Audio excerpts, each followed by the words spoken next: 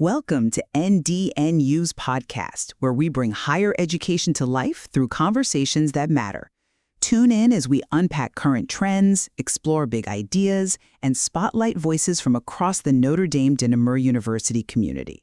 Today, we are diving into a really fascinating topic. We are looking at how meaningful coincidences can actually serve as powerful tools for personal breakthroughs. It is about exploring how these unexpected moments help shape our understanding of who we really are. And when we pay close attention to them, these moments can completely reframe our entire sense of identity, especially when we feel stuck. I completely agree. And to guide our conversation today, we are looking at an article titled Synchronicity, What Is It and Does It Matter in Therapy? This text gives us a really fantastic lens to view these moments, not as random accidents, but as deeply significant events. It focuses heavily on understanding how these occurrences bridge the gap between our internal thoughts and the external world we live in. The author of this article is Helen Marlowe. She brings incredible expertise to this subject as the Dean of the School of Psychology at Notre Dame de Namur University. Along with her leadership role in higher education, she is a depth psychologist and a practicing psychoanalyst with decades of deep clinical experience. Before we get into the incredible clinical examples she shares, we really need to define what we are actually looking at. Helen defines synchronicity as a meaningful match between an outer event happening in the physical world and an inner experience. That inner experience could be a passing thought, the deep feeling, an image in your mind's eye, or even a dream. And the absolute most critical part of this definition is that this match is acausal. That term acausal can definitely trip people up, but it is actually quite simple to grasp when you break it down. It just means there is no traditional cause and effect relationship. Your inner thought did not magically cause the outer event to happen, and the outer event did not cause you to have the inner thought. Think of it like two completely separate clocks that suddenly strike noon at the exact same second. One clock did not force the other to chime, but they aligned perfectly in a way that feels profoundly meaningful to the person observing them. That is a perfect way to explain it. To really ground this concept, Helen shares a foundational story from the famous psychiatrist Carl Jung. Jung had a patient who was incredibly rational, almost to a fault. Her rigid way of thinking was actually preventing her from making any progress in therapy. During one session, she was describing a very specific, vivid dream where she was given an expensive piece of jewelry. Specifically, it was a golden scarab ring. This is where the story gets amazing. Right as she was telling Jung about this golden scarab, he heard a tapping noise at his office window. He walked over, opened the window, and caught a flying insect as it buzzed inside. It was a rose chafer beetle, which is an insect that looks remarkably similar to a golden scarab. Jung actually caught the beetle and handed it right to his patient. You can only imagine the shock she must have felt in that moment. Her highly logical worldview simply could not explain away what just happened. An element of her internal dream perfectly mirrored an external event in the real world at the exact second she was speaking about it. That jarring coincidence shattered her rigid defenses and led directly to a major therapeutic breakthrough. Helen points out that this is exactly why we need to pay attention to these moments. Being a conscious human being is inherently difficult, and we constantly face mystery and paradox. Opening ourselves up to the irrational can actually provide a beautiful new way to embrace the complexities of our lives. That brings us perfectly to the core focus of our conversation today, which is identity and framing. Helen uses synchronicity as a highly practical tool in her practice to help patients who are wrestling with who they are. When someone is struggling with their identity, they often build up walls to protect themselves.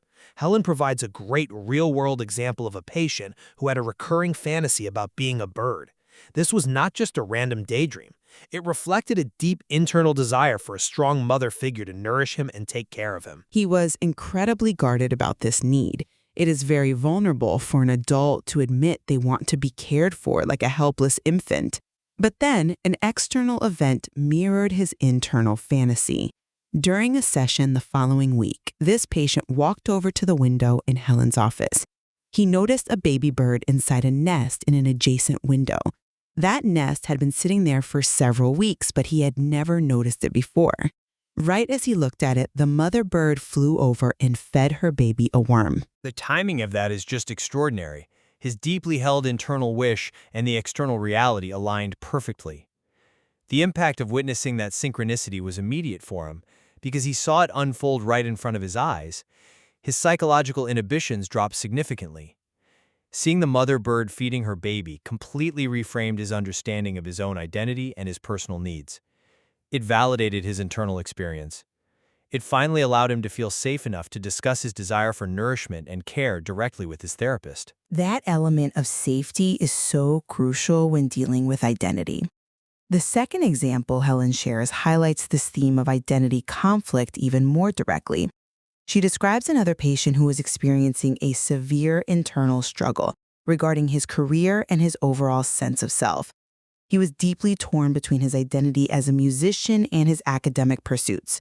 He felt that these two sides of his identity were entirely incompatible, and he was convinced he had to make a definitive, painful choice between them. It is a classic struggle of feeling like you have to sever one part of yourself to let another part survive. While he was in the middle of expressing this painful conflict during a session, an external event interrupted them. Helen accidentally triggered the song Hotel California by the Eagles on her computer, and it started playing out loud. This was not a planned therapeutic trick, it was a complete technological glitch. But the specific themes of that song perfectly framed the patient's internal struggle at that exact second. The narrative of Hotel California explores really heavy themes of alienation, entrapment, and the darker, more controlling sides of the music industry. Hearing those themes suddenly playing out loud acted as a literal mirror for the patient. It forced him to deeply reflect on his own struggles with the music world. He was able to examine the tension between the glittery, enticing propositions of a music career and the safety of his academic path. That technological accident became a living metaphor for their therapeutic work. It framed his internal crisis in a way that pure, rational logic never could.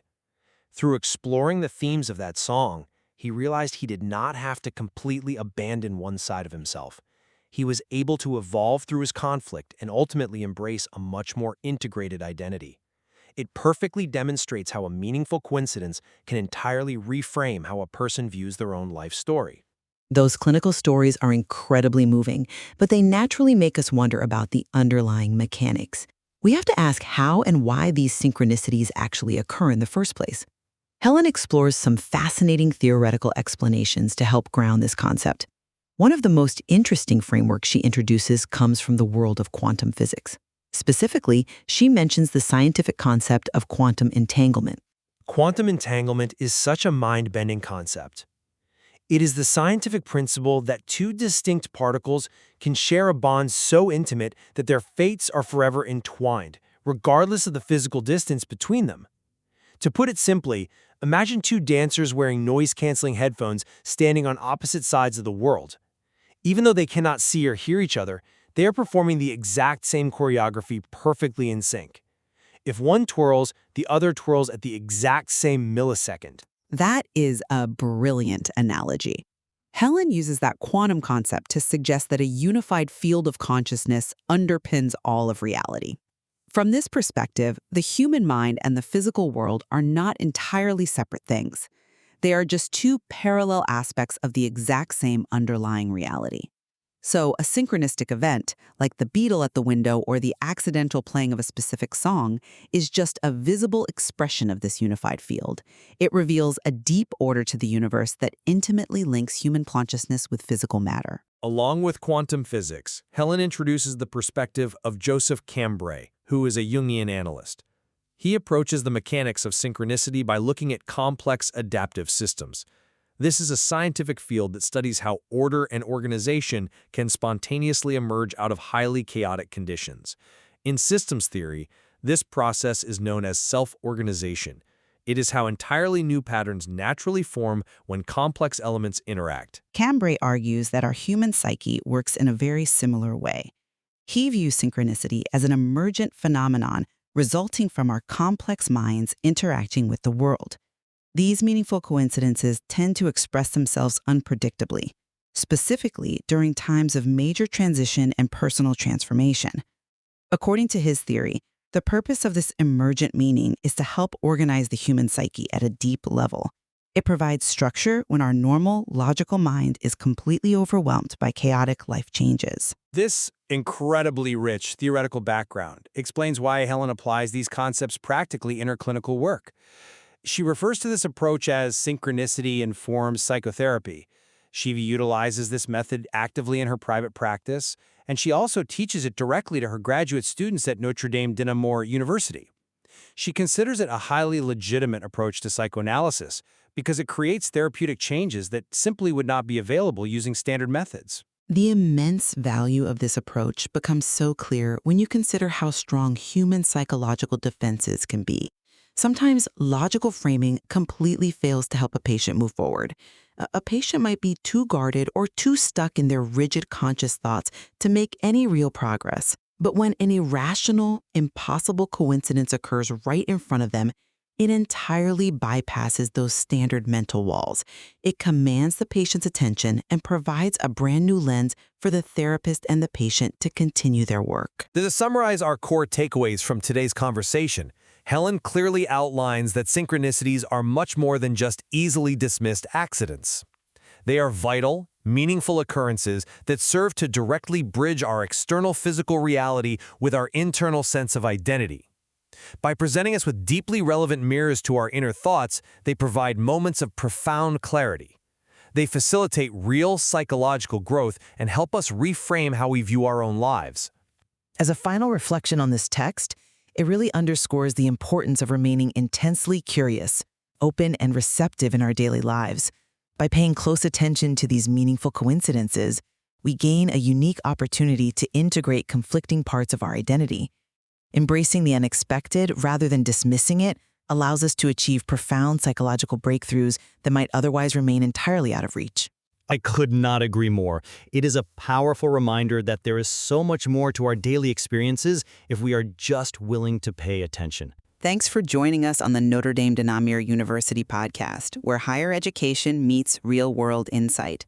If you're passionate about helping others, explore NDNU's School of Psychology programs, designed for aspiring professionals who want to turn that passion into a meaningful career. Learn more at ndnu.edu or call 650-508-3600. Classes are enrolling now. See you next time.